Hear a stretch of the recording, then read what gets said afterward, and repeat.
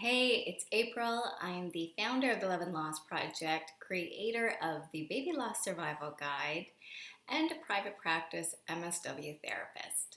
And today I'm responding to the question of how do you cope with invitations to come to a baby shower when you're just not ready for that after pregnancy and infant loss? So, we all know that when you've experienced that kind of event, invitations to baby showers bring up so much really hard emotional stuff. And dealing with that kind of thing can be a bit of an emotional landmine. So, I'm sharing with you 5 tips today that are going to help you to get through that a little bit easier and with a little bit more grace. So, my first tip for you is to give yourself permission to opt out. I know that that can bring up a lot of hard stuff. That can be hard to think about sitting on the bench when your friend is going through something that you want to be able to be there for her. And it feels like being a good friend would be showing up anyways, despite how much pain and how much suffering that day actually brings on for you. And while I definitely respect that we all want to be really good and really there for the people that we care about, maybe being a good friend doesn't mean that we require ourselves to show up to something regardless of how much pain and suffering that event might actually create for us. Because here's what I think, in a way, when I think of those kinds of situations. To ask yourself the question of, would you really want your friend to experience pain and hardship on your behalf? I don't know about you, but I wouldn't. If there was an event in my life that was going to cause someone to suffer, to lose sleep over this, that was going to send them into a state of emotional overwhelm, I'd maybe rather just meet up with them for coffee at a different time, or find a different way for us to connect that my friend doesn't have to experience this kind of pain and suffering in order to show up and be a good friend. So that's my number one strategy for you. Consider really giving yourself pure actual permission to sit it out if it feels too big for you to show up. The second thing is to put it into perspective. The reality is, my dear, that the party is going to go on without you. So let go of some of that guilt and some of that pressure on your shoulders that feels like you have to be there, or that it's going to make a really big difference whether you're there or not. Because as much as your friend might adore you and really want you there as part of her celebration, the reality is that the party is going to go on with or without you there. So maybe there's something different that you can do to help honor and respect what it is that she's entering into in this time of her life, without putting this kind of distorted pressure on our shoulders that say that, oh my God, unless I go to this party, I'm somehow really taking something away from her. Because the truth of the matter is that that's just not true. The reality is that she is going to be surrounded by an entire circle of women that day who are excited to show up, who can't wait to either pass around the baby or the little baby clothes, and who are going to be able to coo and ah and have nothing but enthusiasm for her. So she has that base covered. It is not up to you to be the sole distributor of that good time for her. So maybe you let the other friends and family who are able to do that in an honest, open, and authentic way be the ones to show up and do that. Because so often I think we can kind of do this thing where it feels like we have to be there no matter what, and we have to plaster this fake smile on our faces and act like we're totally nothing but thrilled and excited, and we don't have a care in the world, when the reality is that it's actually such bullshit. So maybe you give yourself permission to stay home and put it all into perspective. The party is going to go on without you. So find something else to celebrate with her instead, in a different way. My third strategy is to speak your truth simply and quickly. Just get it done and over with. Rip it off like a band-aid instead of having that RSVP floating around in your inbox for days and weeks on end as you go back and forth with agonizing over it and trying to flip-flop on what you should do and how you should do it. If in your gut you know that this is just too much, too soon, then get it done and over with and respond with your no really simply and really calmly. And maybe you say something to the effect of, I really appreciate that you asked me to come, but that's just not really where it's at for me just yet. So I'm hoping that maybe we can just get together for coffee or do something else later on, or send me the address where I can send a gift, but I'm not going to be able to come. And let her know that you do appreciate the invitation. Because here's the thing. I don't want to minimize the pain and agony for us when you're the one that's gone through loss.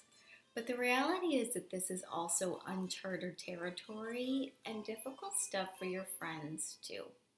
Often I hear people kind of really agonizing about, I have this baby shower coming up. Should I ask my friend or should I not? What is the kindest piece of etiquette? And the reality is, because baby loss has been such a taboo, silent topic, we're often tasked with being the ones to kind of create the etiquette as we go. And we all know that's a lot of work. So I tend to think of it like this. Your friend risked having an awkward moment with you, right? She risked kind of putting herself out there and doing the wrong thing by even inviting you to come. But in reality, she's offered you the opportunity to participate. And that, I think, is much kinder than just assuming how you might feel about it and excluding you from the event as a result. Because there may come a time where this does feel comfortable and where that ability to be there and show up for her truly does eclipse some of the pain and some of the agony of the hard parts of this. And we want to be able to be a part of those things when the opportunity arises, when it actually does feel right for us. So let her know you appreciate her. You don't have to turn people into a villain just to have some boundaries, because so often I see that it is so hard to say no, and it is so hard to put our own needs first, that so often we can kind of get into this tailspin where it's almost like we turn this person into a villain or into like this horrible witch in our mind, just to let ourselves be able to justify the fact that we said no when that wasn't really comfortable to do, when we're the kind of person that wants to be able to be giving and generous. And then we get into this thing where it's like, oh, she's so horrible and mean for even asking me. That's so insensitive. That's so rude. She should have known better. But really what we're doing is just copping out of the fact that you are responsible for your emotions.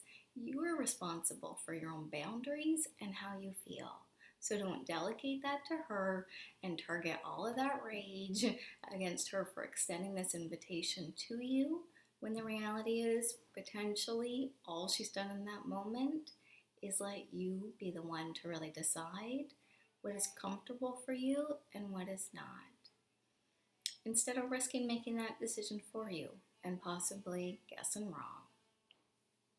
My fourth tip is to send love from a distance.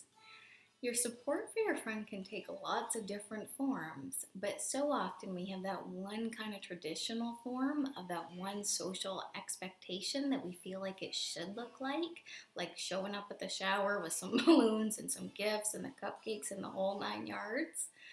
But I want to challenge you to just step back and ask yourself, what is a different creative way that you could show care and love for your friend, continue to invest in her and this relationship without necessarily stepping into the line of fire of a situation that doesn't feel emotionally safe for you?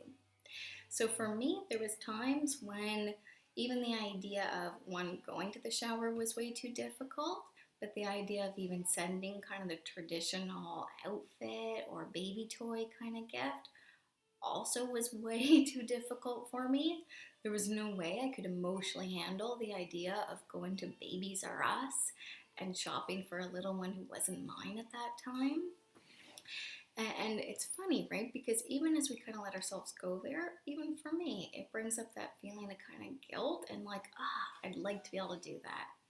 But let yourself off the hook because there's other things that your friend needs and other things that you can offer her that doesn't have to be painful for you. So I used to send gift cards and I would get creative, and sometimes I would send gift cards to like restaurants where I knew that she's going to have her hands full, she's going to be busy. So maybe some gift certificates for good takeout food in her area is a way that I can support her without putting myself through unnecessary suffering of shopping for cute little onesies and bottles. So think about how can you offer that support from a bit of a safer distance. Do you send a card? Do you send a gift? Do you connect with her later at a different time or in a different setting? Think about how you can do that from a bit of a safer distance. 5, create an opportunity for understanding, but don't demand it. So when you allow yourself to set this boundary and say, I'm gonna need to opt out of this one, I really wish this wasn't the case, but the reality is I'm still kind of processing my own grief right now, so I'm not really in a position where I'm gonna be able to be a part of your shower and celebration. But I'm still happy for you. I still love I still want the best for you. I just can't be there for you in the way that I would have been before I experienced my loss. When you risk having an honest conversation, you're creating an invitation for relationships to actually get closer and to become more authentic and create opportunity for more actual care and support for the both of you. But we have no control whether your friend is going to respond with empathy and compassion and be able to give you the response that you're hoping for, or whether she's going to go into total defensive, selfish, absolute diva mode. We really always can't predict that, right? And I think when you think about some of your past experiences, I think we've all been a bit caught off guard when we expected something to go well and it just didn't, right? So bring back your power in that moment because you can't control what somebody else does for this. And it just brings me back to my step 1. I would not want someone to suffer and be in pain on my behalf. You are allowed to set that standard for yourself as well. So if she responds badly, the only thing that you have control over that moment is how you respond to her and who it is that you are choosing to be. So I would say, draw that line in the sand. You've created the opportunity for closeness. You've created the opportunity for connection. You've sent out the invitation.